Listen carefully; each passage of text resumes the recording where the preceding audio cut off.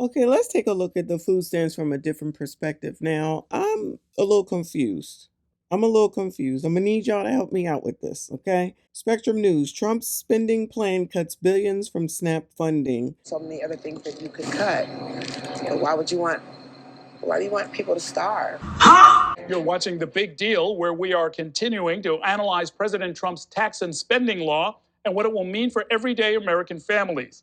Child, is he a superhero? Why he gotta talk like this? I'm just looking at some of these news broadcasters now. Like, what is wrong with y'all? Okay, let him be professional. My bad. My bad.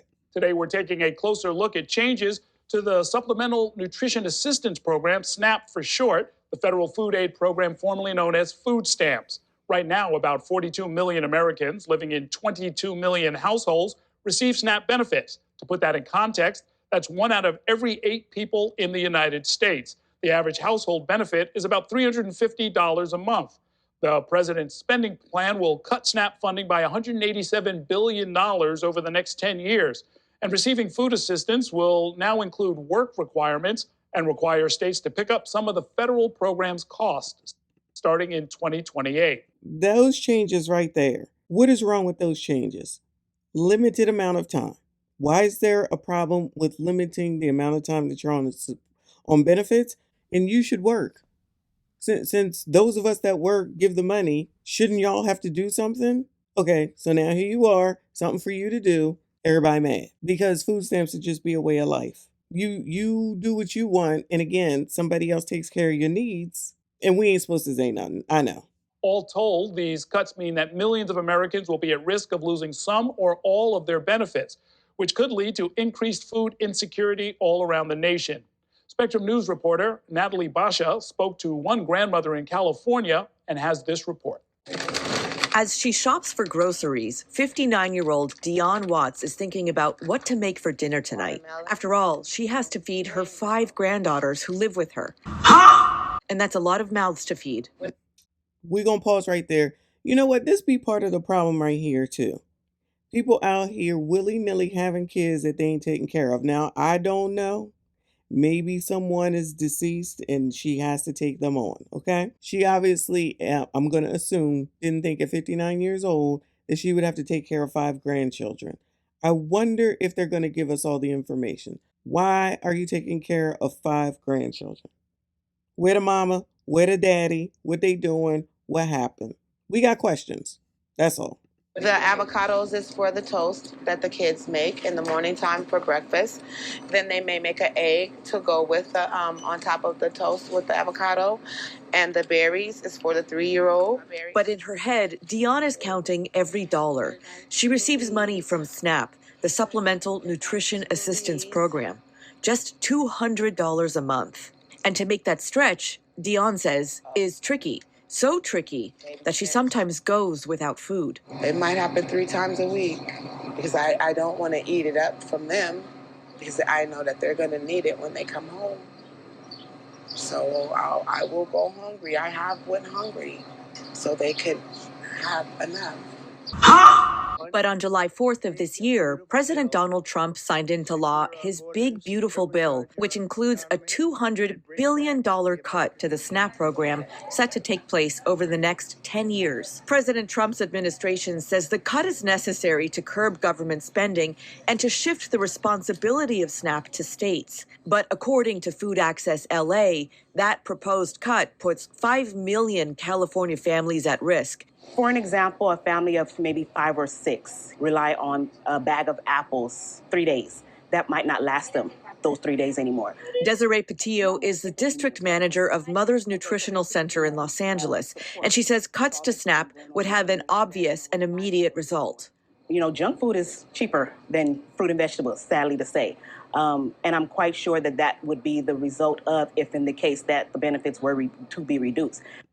Which we already know. The junk food is leaving the list, so that frees up your money, and then you can use the rest of it however you need to get all them bags of apples and blueberries and strawberries and all that good stuff that we know everybody's out here eating. And then, yet again, bring your money because it's a supplement. So then you can bring your money to either supplement for the rest of the food, or you could go ahead and buy that junk that you need and you're so upset about. I'm just saying, people seem to forget that word supplemental. There's so many other things that you could cut. You know, why do you want people to starve? Well, ma'am, what else could they cut? Ju- just go ahead and let us know what else could they cut. Just let us know. Natalie Basha, Spectrum News. Oh, that's it? Joining me now with more on this is Elaine Waxman, a senior fellow at the Urban Institute, a nonpartisan policy research organization. Yeah, that's great, child, but we don't care what you got to say. So this is my thought process on this as well, right? You got 5 grandkids that you have to watch, you have to take care of, and then you want to say, of course, that the situation that she's in is Donald Trump's fault. It seems like whoever had these 5 kids, that's the problem. That's where your problem in lies. That's who you should be upset with. What are they offering? What are they giving? What are they doing? Why aren't they there? Why are you taking care of these kids? I know it's none of our business, but it actually is. She wanted to bring this stuff to the internet. We got questions. I don't feel like that they want to make the answers. They don't want to give us the answers, but they want to make sure that they say, why would you want us to starve? Nobody wants anybody to starve. But if you're going to take on that responsibility, then that's a responsibility that you should take care of. I still am saying that 2 years is plenty of time. Those kids have in 2 years could have grown up. They could get jobs and you could file for child support maybe, or maybe she's getting some sort of benefit or something. Who knows what it is? I hate the fact that they always want to give us these stories, but they don't want to give us all the information. Why does no one want to point out yet again? Here's another situation, even though she's the meemaw, that somebody was out here having kids all willy nilly and they don't want to take care of them. I feel like we kind of see where the root of the problem is, but nobody wants to talk about it. Nobody wants to do anything about it. No one wants to face that. Now, miss me with this. All you do is talk about black people, child. This woman came out on this daggone TV and decided to give us this information as far as the story is concerned.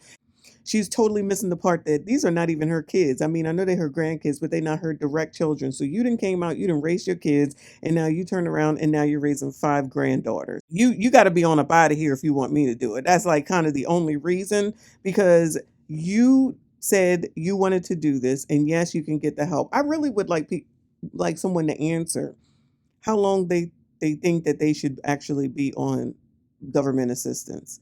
Like, I think people really think that they should be on stuff forever, and you want someone to take care of you, and don't realize that when someone is taking care of you, they call the shots. And then when they start calling shots, then y'all got issue because they starting to call shots, but you still want what you want, but you want it the way that you want it. Just like she said, they can cut from something else. What? I mean, I believe they cutting from many a place. So this is just the one where everybody is all riled up. This in Section 8. So cutting somewhere else is being cut, but it's okay for those people, whoever they are over there, to have their benefits cut or whatever cut, but it's not okay for you over here to get your mess cut.